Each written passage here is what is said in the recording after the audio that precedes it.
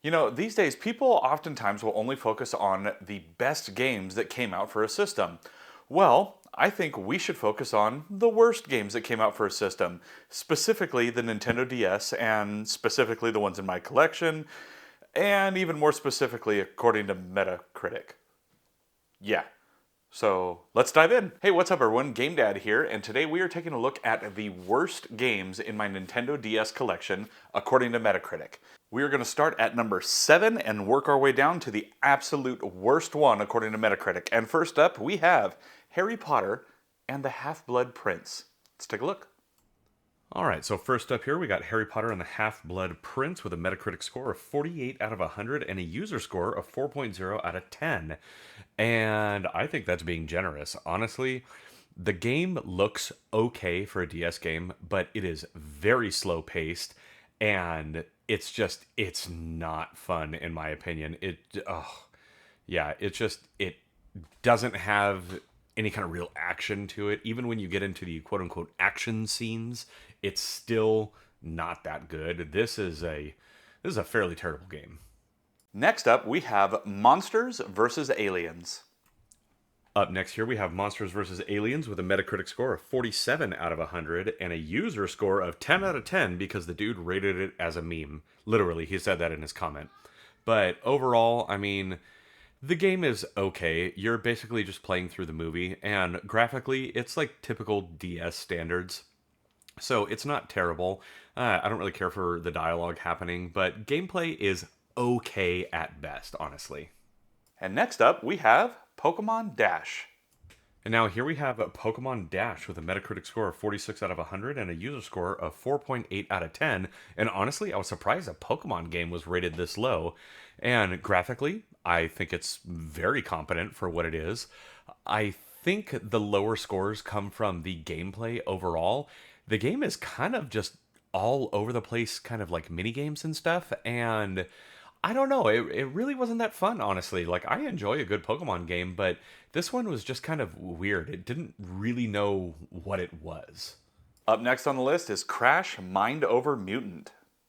Next up is Crash Mind Over Mutant with a Metacritic score of 45 out of 100 and a user score of 5.3 out of 10.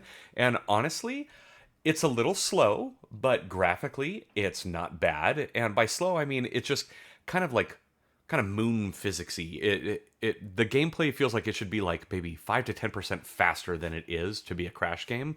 But I honestly didn't have a bad time with this. I thought it was okay. I mean, as you can see, the graphics do look pretty nice for a DS game, and overall, I would have rated it higher, honestly. And now the third worst game in my Nintendo DS collection, according to Metacritic, is Star Wars The Force Unleashed 2.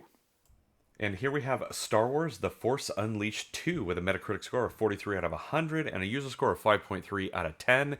Graphically, I thought the game looked pretty darn good for being a DS game.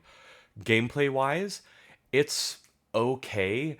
Like, you get to use all the powers and stuff like that, but it's very scripted. There really isn't kind of any sort of open flow to the game at all. It's very linear. It's very obvious what you need to do next. So they don't really add any kind of true exploration to the game. It's not like the actual like home console versions of the game where you get to actually kind of explore. So that part kind of sucked, but overall, I mean, it's an okay DS game. If you were to give this to a little kid, they would probably have a blast with this and be able to figure it out quite easily. So, I mean, I guess that's kind of a bonus to it, but overall, I mean, it was okay. And the second worst game in my Nintendo DS collection, according to Metacritic, is Myst. To be honest, I'm a little bummed about that. I loved this game as a kid on PC, but let's check it out on DS. Up next, we have Myst with a Metacritic score of 43 out of 100, user score 2.2 out of 10, and unfortunately, I can see why.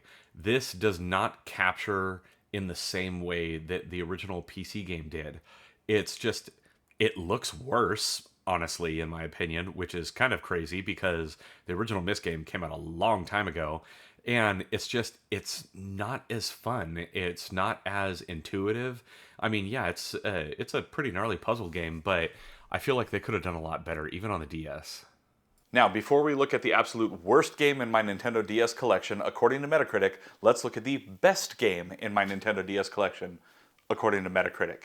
And I'm really excited about this. Sometimes people don't really care for this game. I really like it and its sequel, and I really like the GameCube game that was in this trio of games. That is, of course, Zelda and the Phantom Hourglass.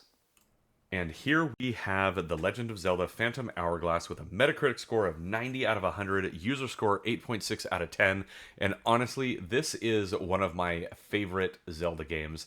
I wouldn't say it's like top 5, but I would say it's in my top 10 favorite Zelda games. I think it looks fantastic. I love the Wind Waker vibes that this game has. I love the control schemes of it. You utilize every mechanic, whether it's the microphone, whether it's actually closing the lid of the DS, whether you're using the stylus, the maps, you can take notes. I mean, I thought it was just a fantastic entry in the Zelda franchise. And as far as handheld Zelda games go, this is probably my second favorite. My top favorite Zelda game of all time is Link Between Worlds, which makes it my favorite handheld game for Zelda as well. And I mean, it fits right in that same kind of vein. I thought it was a great game, and honestly, I think the user score should be slightly higher, maybe more like an 8.9 versus an 8.6, but I think the Metacritic score is pretty darn spot on. And a quick recap of the games so far. We have Harry Potter and the Half-Blood Prince, Monsters vs. Aliens, Pokemon Dash, Crash Mind Over Mutant, Star Wars The Force Unleashed 2, Myst, and now the #1 worst rated game in my Nintendo DS collection, according to Metacritic, is this one right here, Devilish. Let's take a look. And last up, we have Devilish with a Metacritic score of 40 out of 100 and no user score because it hasn't been rated by a user. So that's pretty crazy.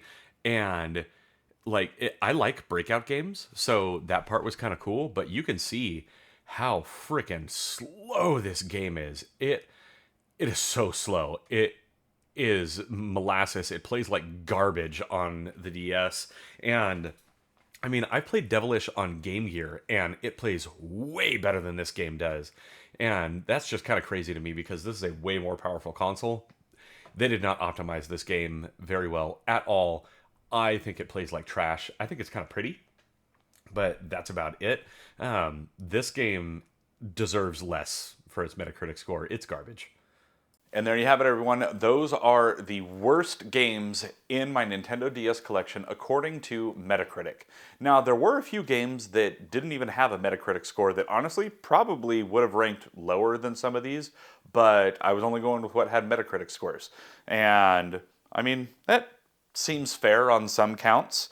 I mean, maybe not on all counts. It's up to you, really. But let me know down in the comments below, what are your worst games that you own on Nintendo DS? And if you want to see another recent video, then check out this area right here. And as always, I'm Game Dad. I thank y'all for watching, and I'll catch you later.